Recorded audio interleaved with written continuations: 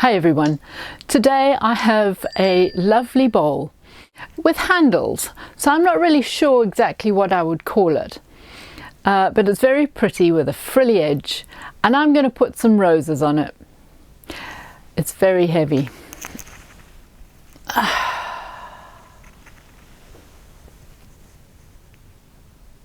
There you go.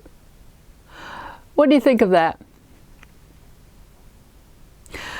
I've always wanted to do a little doll's house type glass, and there you go. I've ordered quite a few, and I've got a selection of glasses and bowls, a decanter and a jug, and I can't wait to get stuck into them. It's not very thick glass, and it'll probably be quite hard because this will be soda glass, nothing special. I've drawn on it with a very fine black marker, back and front, just a very basic scribble of a rose design, and that's all. But wouldn't that look really cute on a table in a lounge or something, or a kitchen of a doll's house? Are you excited like I am? Oh gosh, this is crazy. I don't even know how I'm going to hold it. Anyway, okay, let's get on with it.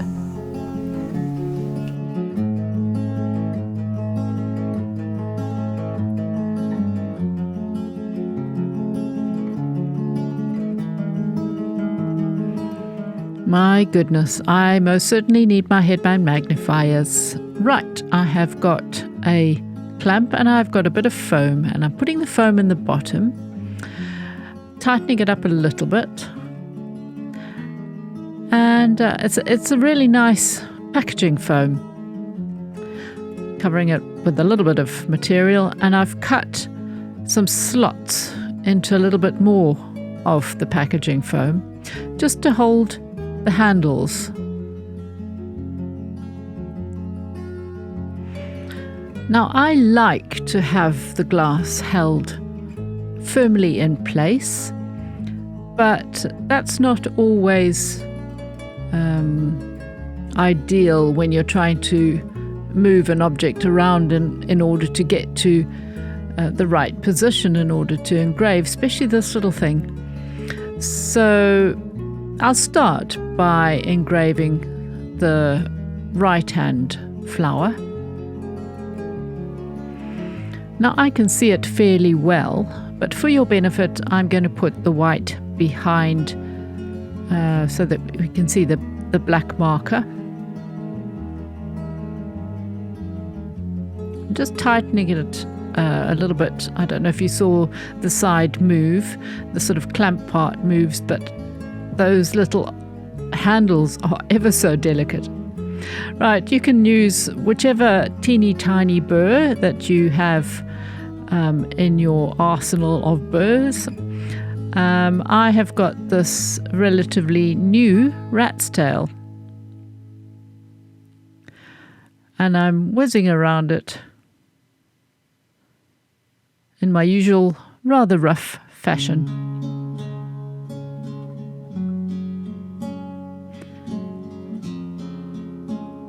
Now, of course, as I was saying, once you get to the other side, I could have turned the whole thing upside down so that I could get to the right-hand side of it. But this is just another option, and that is to take it out and just hold it with your hands. But I find if I am resting, as you can see, I'm resting the drill on my thumb, my left-hand thumb, and that gives me much more control.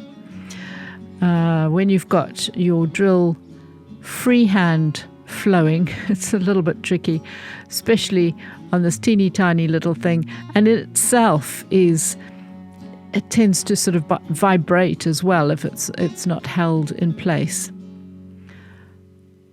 So it's a tricky little thing. And this is not something that I know much about or have much experience with, so this is a little experiment. And I have another little one or two that I have planned.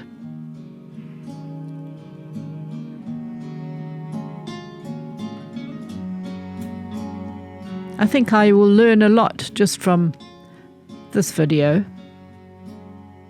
as I hope you do too. You can see my usual style of a very, very basic flower and leaf design. Of course, these are very open, funny looking roses, or something of that nature.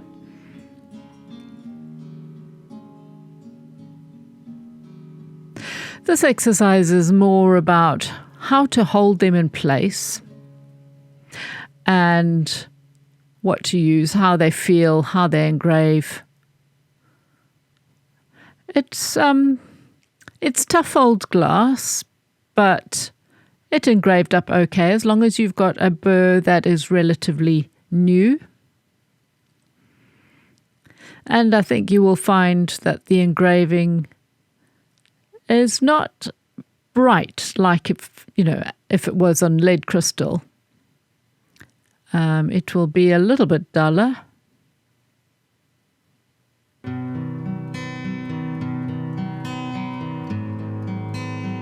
Here I'm using a very coarse rubber, and that is going to dull it down even more.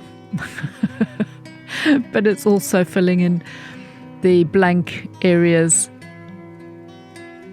And then you will see I'll use this as a half tone. And now I've gone back to a slightly different burr. It was just nearby and it felt quite sharp, so I thought that'll do. And I'm adding in some highlighted edges to these flowers. There was a little bit of water because I tried to clean it and there was a little bit of water inside.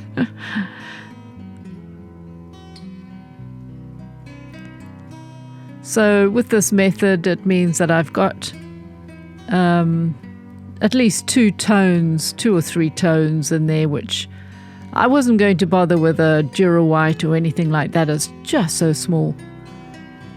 And in actual fact, I could have done with leaving a bit more dark area and more contrast for something so tiny. But also it has a bit of colour in it. As you can see, it's an orange glass. It's not a clear one. So the next one I do will be a clear one.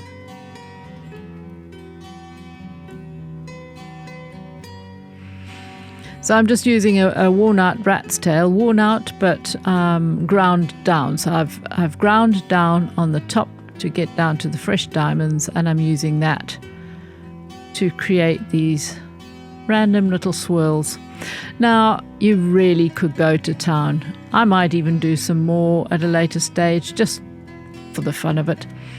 You know, you can do little miniature flowers, tiny little budded flowers. There's my signature.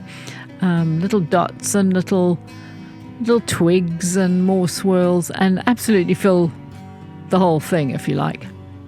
And really go to town. So this is obviously a big rubber, which I'm just adding a little bit of darkness into the center of the flowers, and a little bit of shading on the leaves. So this is a really rather short video compared to my normal videos, but it is a dinky little glass. So there you go. I hope you enjoyed that. I certainly did, and I can't wait to do the next one. Thanks for watching. Bye for now.